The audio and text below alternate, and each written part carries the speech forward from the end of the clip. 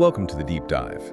Today we are taking on a profoundly resonant topic, one that really cuts straight to the core of our social dynamics. We're talking about the difference between a simple mistake and what our source material calls systemic fostered wrongdoing. Right. Our text for this is Kai Sayuk Nudun by Kiku Suntikook, which translates to the fostered wrong, the tragedy of isolated truth.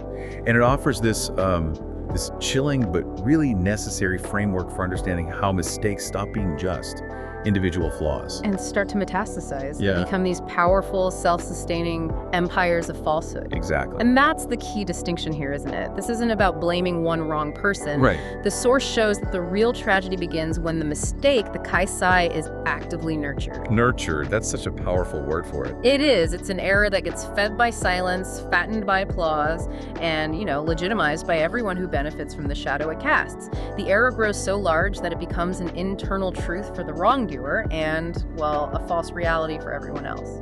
And that transformation, that whole process, is why this is so essential for you to understand.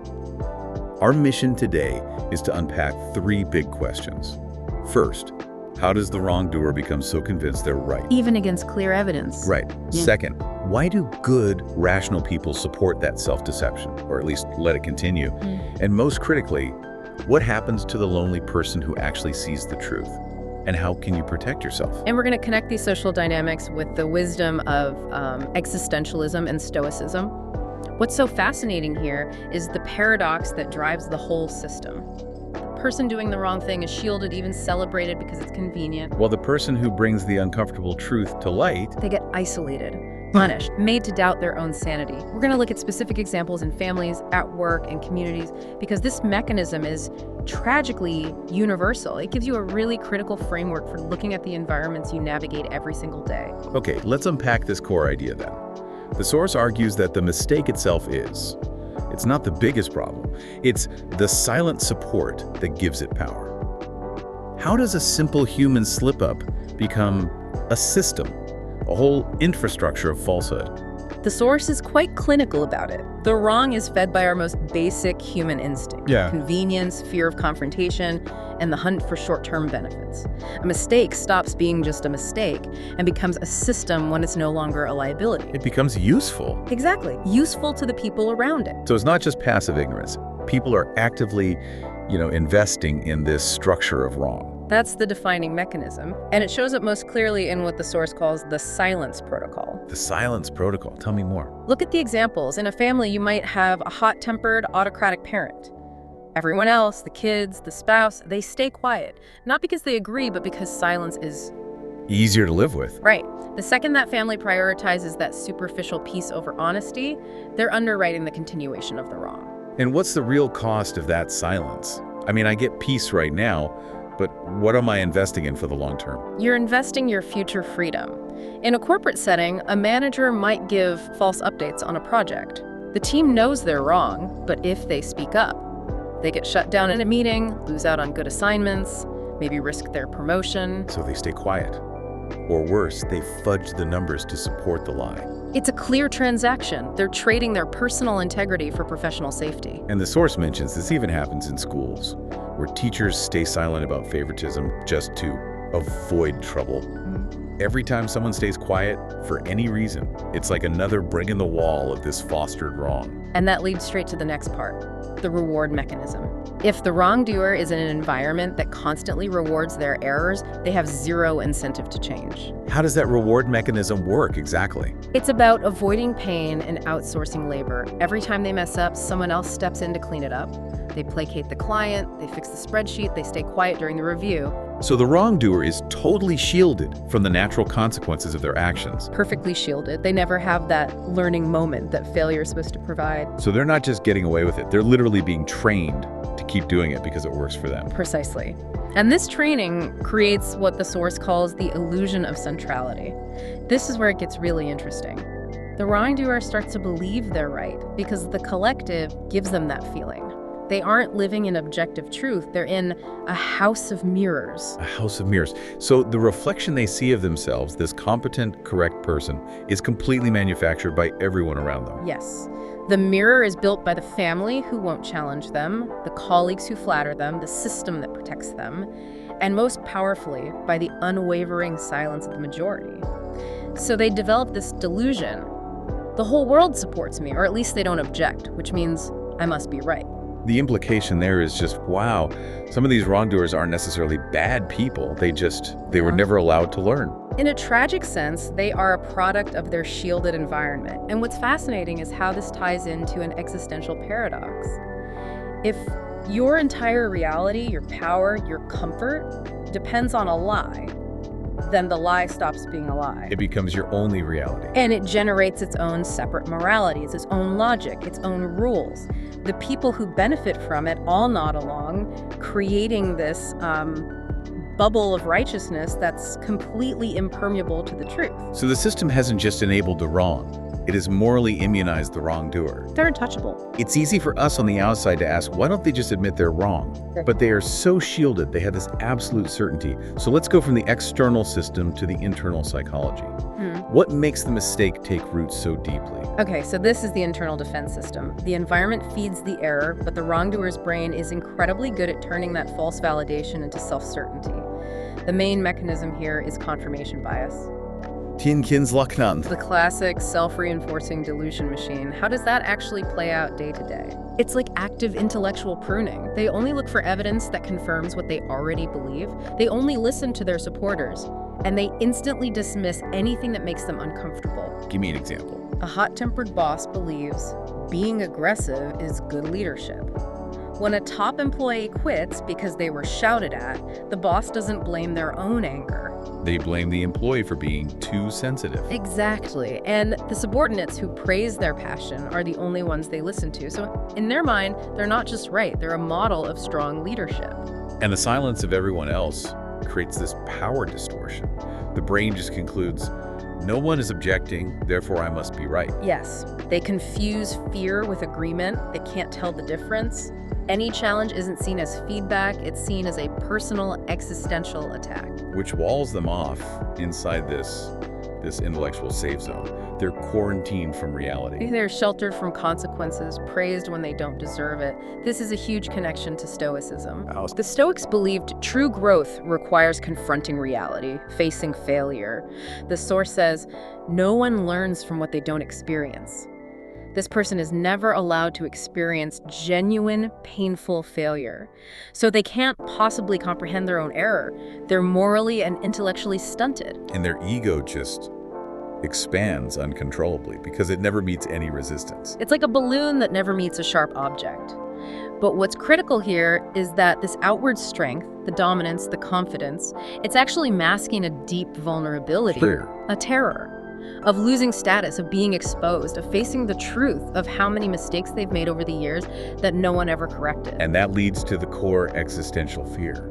They have to protect the illusion. Because it's where they feel safe.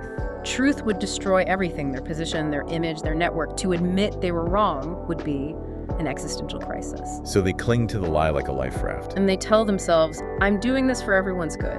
It's the only way they can justify it. Their entire existence is validated by that illusion. So, to sum this up, the wrongdoer isn't necessarily unintelligent. They're just psychologically walled off by every social mechanism imaginable, all pushing them toward this absolute self-belief. They can't see the truth because the system never ever permitted them to see it. They're the ultimate victim of their own protected world. This is where the source is at its most devastating, I think. We stop looking just at the wrongdoer and we turn to the people who enable them. The real danger isn't the one person, it's the crowd that nourishes the mistake. So why do good people do this? People who aren't evil. The source boils it down to a cold, hard calculation. Safety versus truth. And for most people, safety wins every time. For the silent majority, the truth is just seen as more dangerous, more costly than the illusion. Because truth causes conflict. It demands change. And conflict is scary. It requires emotional labor, it risks your job, it risks your relationships.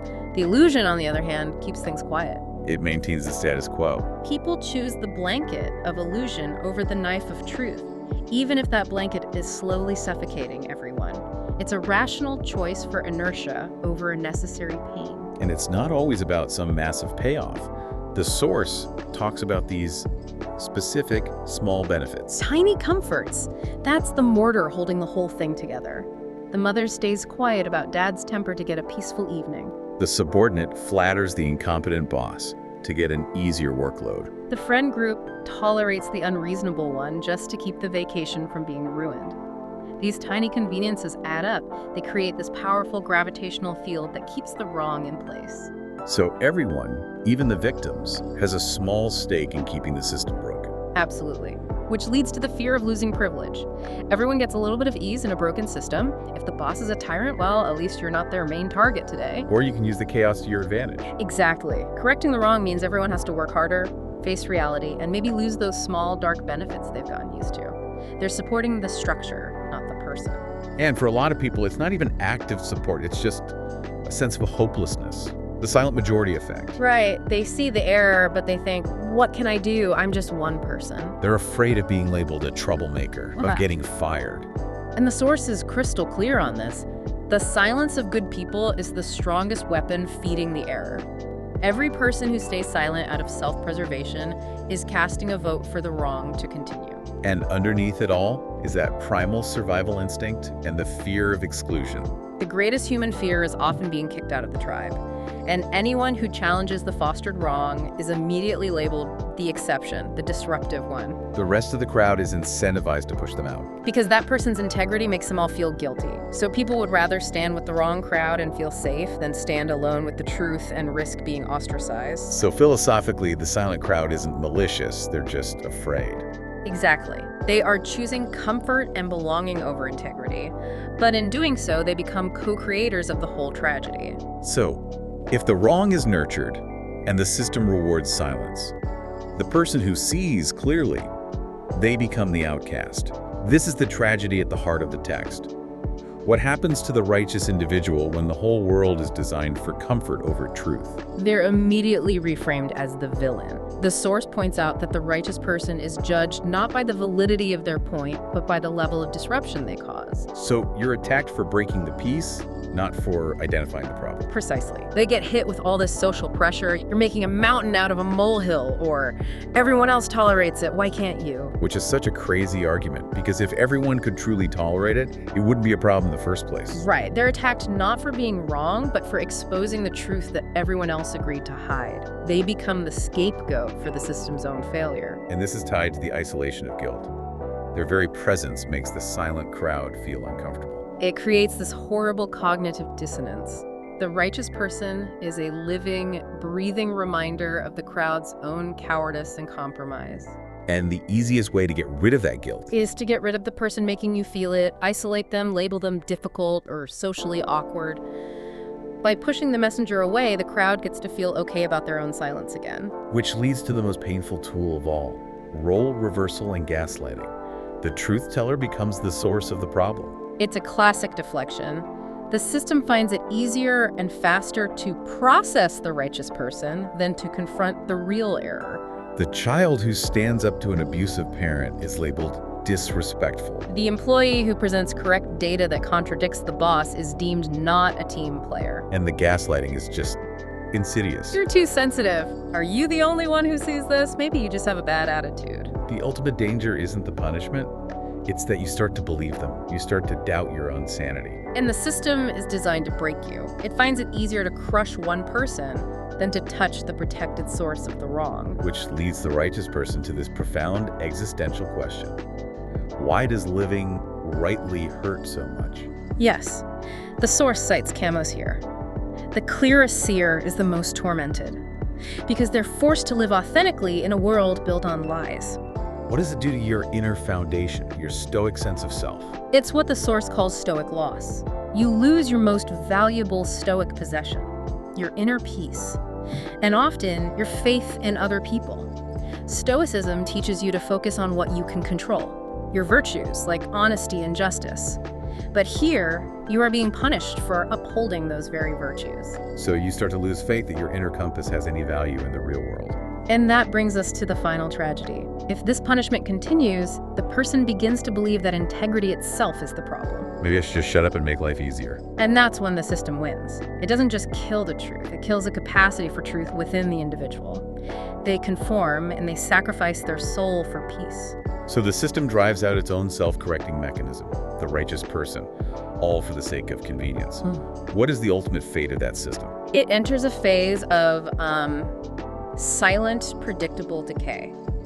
First, it loses its moral compass.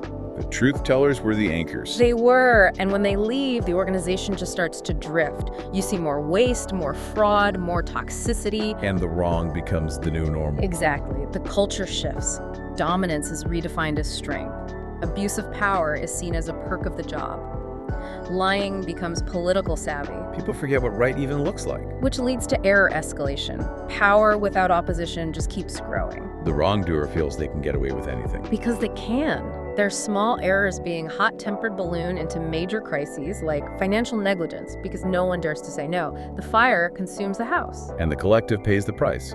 There's this collective fatigue. The system avoids the truth, but the people inside it can't. It shows up as burnout, depression, stress. They are exhausted from the constant pretense. And they pass this on to the next generation. They do. The new people learn that survival isn't about competence or integrity. It's about knowing how to play the game, how to compromise. The toxicity is inherited. But the source argues there's an inevitable payback. No one really escapes. The wrong is inherently unstable. It relies on silence. Eventually, the talent leaves, the customers notice, the truth comes out. The domineering parent drives their kids away. The autocratic boss ends up with a team that can't function. The bill always comes due. So the system collapses not because of too many bad people. But because too few good people dared to stand firm when it mattered. That cycle of error just keeps repeating unless someone, somewhere, refuses to follow the pattern. Okay, we've seen the darkness. Now let's pivot to the solution. If you are that person who sees the truth, how do you survive without being crushed? This is about protecting your soul, using principles from Stoicism and Existentialism. The first rule, and it's the most liberating one, is releasing responsibility. This is foundational Stoicism. You are not obligated to fix the wrong person or the whole system. Your only obligation is to your own virtue. You divide the world into what you control, your actions, your judgment, and what you don't. Which is almost everything else. Other people's reactions, the outcome, all outside your control. Your job is to speak the truth clearly and kindly, once. If they don't listen, the consequence is theirs, not yours. Doing the right thing belongs to us. The result belongs to the world. That's the principle. You have to consciously release that burden of trying to save a system that doesn't want to be saved. So if we accept that, the next defense is boundary setting them before a crisis hits. A boundary isn't an argument, it's a definition of what you will not allow. For example, I will only discuss this when we are both calm, then you walk away. Or at work. That is outside my scope of responsibility. it's proactive self-respect. It prevents them from pulling you into their chaos. Yeah. You also need emotional self-defense. The wrongdoer attacks your weak points guilt, a sense of duty. Because they know those are the levers to control you. The Stoics called this preparation. No one can hurt us if we don't grant them the power to do so. You have to identify your emotional triggers and refuse to react from that place. Your reaction is the only thing they can't take from you. This means you can't fight every battle. You need strategic truth-telling. Choose your battles. Don't waste your finite energy. Reserve it for what's essential to your core values when you have proof and when you are mentally stable. Camus said, the most beautiful rebellion is the one that does not scream. Speak the truth calmly, clearly. Truth spoken in anger just confirms their story that you're the emotional problem. And finally, we need existential distance. We have to stop taking it so personally. Practice existential observation. Instead of thinking they're doing this to hurt me, think they're doing this because they're afraid, because they are protecting their own fragile ego. This has nothing to do with my value. That detachment is a shield for the soul. It is. The ultimate survival strategy is to build a life and a value system completely outside of their gravity. And to protect your own core decency. Don't let them turn you into a bitter, harsh version of yourself. Exactly. The true winner is the person who can live in that toxic world, but refuses to be internally distorted by it. This brings us to the final and maybe most complex question: forgiveness. In many cultures, we're taught that forgiveness is noble, but the source makes a crucial distinction here. Forgiveness is for you. It's not about denying what happened, and it is almost never about reconciliation. That difference between forgiveness and reconciliation is so important. Toxic systems love to use the word forgive to pressure victims back into unsafe situations. The source is adamant about this. True forgiveness can, and often must, maintain distance.